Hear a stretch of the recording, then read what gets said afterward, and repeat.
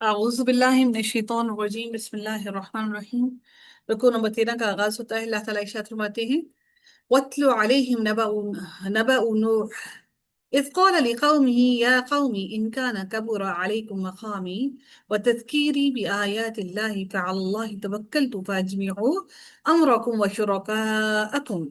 अल्लाह ताला इस आयत में मजीद इरशाद फरमाते हैं। अब यहाँ पर मक्का के मुश्रिकों की इबरत के लिए सैयदना नूह अलैहिस्सलाम का वाकया बयान किया गया।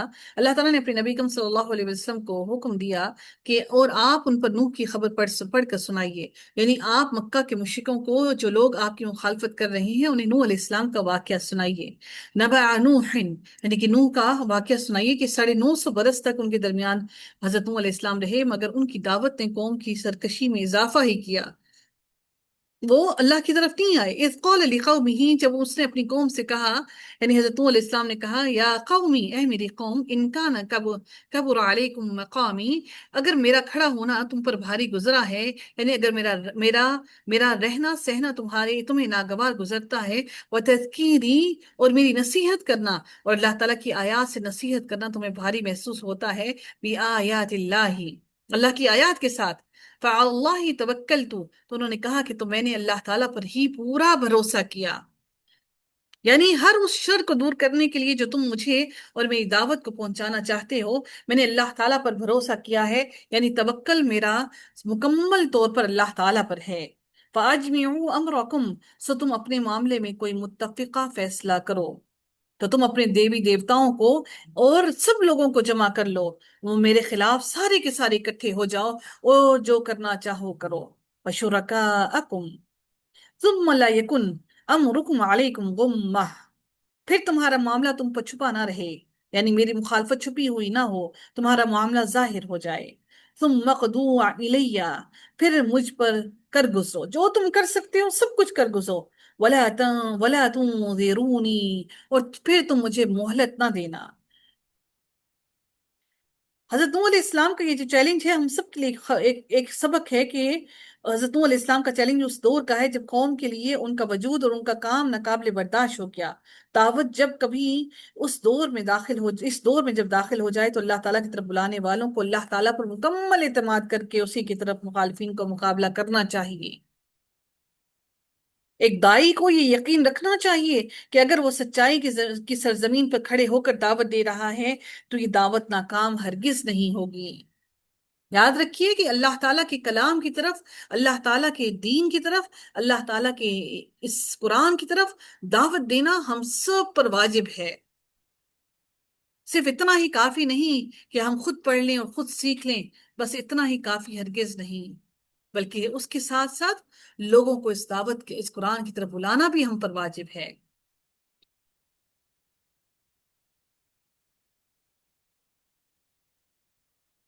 फिर मेरे रब ने मजीद फरमाया, फ़इन तवल्लैतुम फमा सअलतुकुम मिन अज्र इन अजरिया इन अजरिया इल्ला अल्लाह व उमिरतु अन अकूना मिनल मुस्लिमीन। सैयदना नूह अलैहिस्सलाम ने दावत से मुंह फेरने की सूरत में कौम को पैगाम दिया। फिर अगर तुमने मुंह मोड़ा, यानी अगर तुमने इस दावत को ठुकरा दिया, तो हक तुम पर वाजे हो चुका, जब हक आ गया तुम पर वाजे भी हो गया, और फिर अगर तुमने मुंह मोड़ लिया और तुम बातिल की तरफ चले गए, फमा सअलतुकुम मिन अजरिन, तो मैंने तुमसे कोई उजरत नहीं मांगी। इन अजरिया इल्ला अल्लाह, मेरी उजरत अल्लाह ताला ही के जिम्मे है। यानी मैं अपनी उजरत अल्लाह ताला के जिम्मे, मेरा अजर सवाब मेरे अल्लाह के जिम्मे है। और उमिरतु अन अकूना मिनल मुस्लिमीन, और मुझे हुक्म दिया गया है कि मैं फर्मा बरदारों में से हो जाऊं, यानी मैं खुद सबसे पहले फर्मा बरदार बन जाऊं। अल्लाह ताला हम सब को भी अपना फर्मा बरदार बनाए। क्या हम मुसलमान कहते हैं अपने आप को, क्या हम फर्मा बरदार हैं? मुसलमान तो वो है जो अपने आप को अल्लाह ताला के सुपुर्द कर दे। क्या आपने और मैंने अपने आप को, अपनी जात को अल्लाह के सुपुर्द किया? فكذبوه فنجيناه ومن معه في الفلك وجعلناهم خلائف وأغرقنا الذين كذبوا بآياتنا।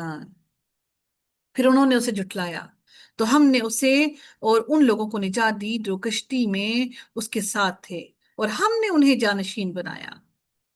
और जिन्होंने हमारी आयत को झुठलाया, ان لوگوں کو ہم نے غرق کر دیا۔ اللہ تعالیٰ فرماتے ہیں فانظر کیف کان عاقبۃ المنذرین، سو آپ دیکھو کہ ان کا کیسا انجام ہوا جنہیں ڈرایا گیا تھا، یعنی پہلے ان سب لوگوں کو ڈرایا گیا تھا۔ وَجَعَلْنَاهُمْ خَلَائِفَ، اور ہم نے انہیں جانشین بنایا، یعنی اللہ تعالیٰ نے سیدنا نوح علیہ السلام کو جھٹلانے والوں کو کی ہلاکت کے بعد دوسرے لوگوں کو ان کا جانشین بنایا۔ اللہ تعالیٰ نے حضرت نوح علیہ السلام کی نسل کو زمین کے گوشے گوشے تک پھیلا دیا، اسی لیے حضرت نوح علیہ السلام کو آدم ثانی کہا جاتا ہے۔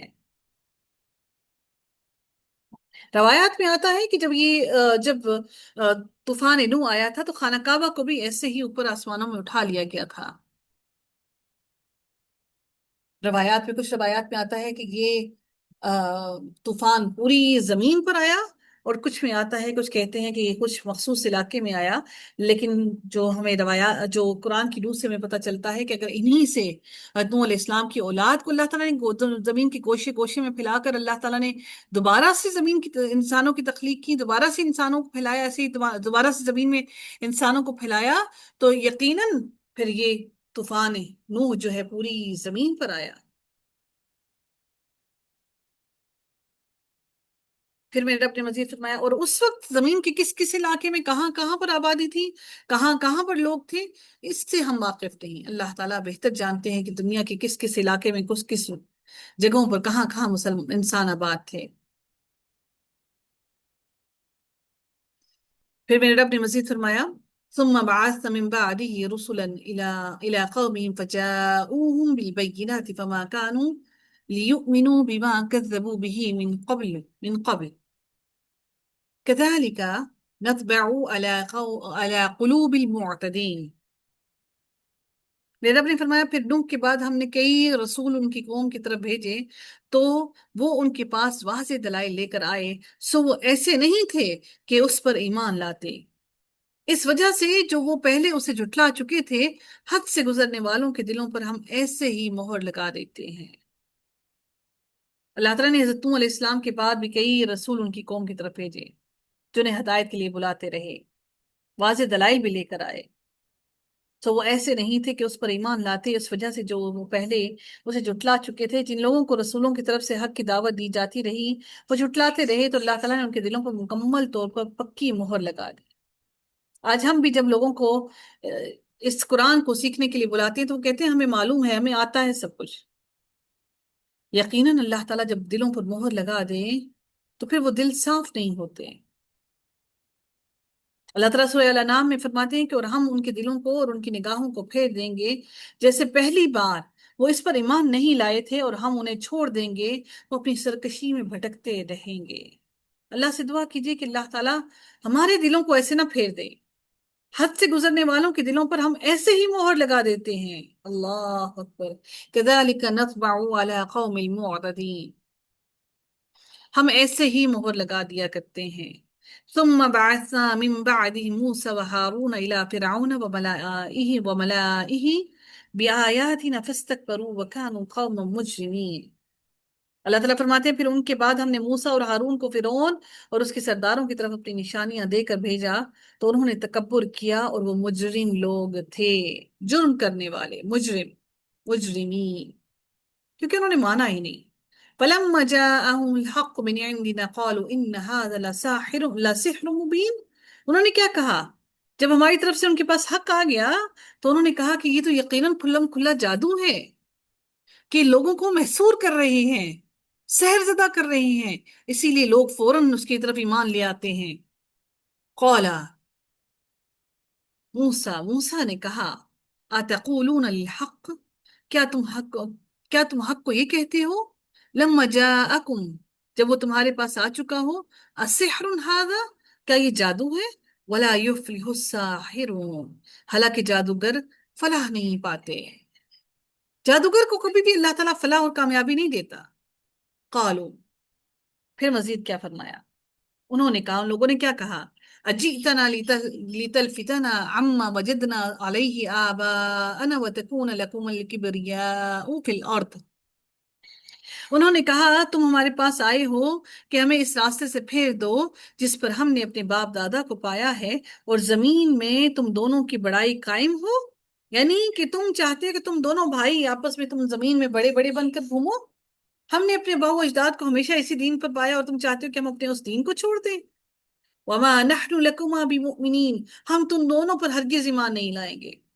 تم تو چاہتے ہو کہ تم لوگوں کا بول بالا ہو، فرعون کی فرعونیت کم ہو جائے، فرعون کا نام کم ہو جائے، فرعون کا تقدس کم ہو جائے۔ وہ سمجھتا تھا میں بہت تقدس والا ہوں، بہت پاک باز ہوں، میری کبیریائی کم ہو جائے، اور تم چاہتے ہو کہ تمہیں وہ سارا کچھ مل جائے، کیونکہ فرعون کو سجدہ کیا جاتا تھا۔ وقال فرعون ائتونی بکل ساحر علیم۔ اس کے بعد تعظیماً جو جھکا جاتا تھا، سجدہ کیا جاتا تھا، جو تعظیم کے طور پر کیا جاتا تھا، وہ بھی بند کر دیا گیا۔ اتنا زیادہ غلو کر دیا گیا کہ انسانوں کے آگے سجدہ کر کے اس سے سب کچھ مانگنا شروع کر دیا گیا۔ وقال فرعون، اور فرعون نے کہا ائتونی بکل ساحر علیم، فرعون نے کہا کہ ہر ماہر جادوگر کو میرے پاس لے آؤ، ہم بھی اس کے جادو کا توڑ کرتے ہیں۔ فلما جاء السحرة قال لهم موسى ألقوا ما أنتم ملقون۔ جہاں جہاں پر بھی شرک کی بات آئی، جہاں جہاں پر بھی اللہ کے عذاب کی بات آئی، جہاں جہاں پر بھی اللہ تعالیٰ کی وحدانیت کی بات آئی، اللہ تعالیٰ نے موسیٰ علیہ السلام اور فرعون کی بات ضرور کی۔ اللہ نے موسیٰ علیہ السلام کا ذکر ضرور کیا، کیونکہ اس قوم کو اللہ تعالیٰ نے بے تحاشا انعامات سے نوازا۔ اللہ تعالیٰ نے ان کو تکلیفوں سے نکالا، پھر سے وہ واپس اسی میں پلٹ کر بھاگ گئے۔ تو جب تمام جادوگر آ گئے تو موسیٰ نے ان سے کہا کہ جو تم پھینکنے والے ہو اس کو پھینکو، جو بھی تم نے تینترے پینترے جو بھی جادو کرنے کرو۔ فلما جاء السحرة قال لهم موسى ألقوا ما أنتم ملقون فلما ألقوا قال موسى ما جئتم به السحر۔ پھر جب انہوں نے پھینکا، موسیٰ نے کہا کہ تم جو کچھ لائے ہو وہ جادو ہے۔ ان اللہ سیبطلہ، یقیناً اللہ تعالیٰ جلد ہی سے باطل کر دے گا، اللہ تعالیٰ اس کو ثابت کر دے گا کہ یہ سب باطل اور جھوٹ ہے۔ ان اللہ لا یصلح عمل المفسدین، بلا شبہ اللہ تعالیٰ فساد برپا کرنے والوں کے کام درست نہیں کرتا، اللہ ان کو کامیابی ہرگز نہیں دیتا۔ وَيُحِقُّ اللَّهُ الْحَقَّ بِكَلِمَاتِهِ وَلَوْ كَرِهَ الْمُجْرِمُونَ، اور اللہ تعالیٰ اپنی باتوں سے حق کو حق کر دیتا ہے، خواہ مجرم اس بات کو کتنا ہی برا کیوں نہ سمجھیں۔ وَلَوْ كَرِهَ الْمُجْرِمُونَ، کہ وہ اس بات کو کتنا ہی برا کیوں نہ سمجھیں، اس کے باوجود بھی اللہ تعالیٰ حق کو یقیناً ثابت کر کے رکھتا ہے، اور اللہ تعالیٰ مجرموں کو کبھی بھی کامیابی عطا نہیں کرتا۔ وآخر دعوانا الحمد للہ رب العالمین، صلی اللہ تعالی علی خیر خلقہ اجمعین، برحمتک یا ارحم الراحمین، سبحانک اللہم وبحمدک، نشہد اللہ الہ الا انت، نستغفرک ونتوب الیک۔ السلام علیکم ورحمۃ اللہ وبرکاتہ۔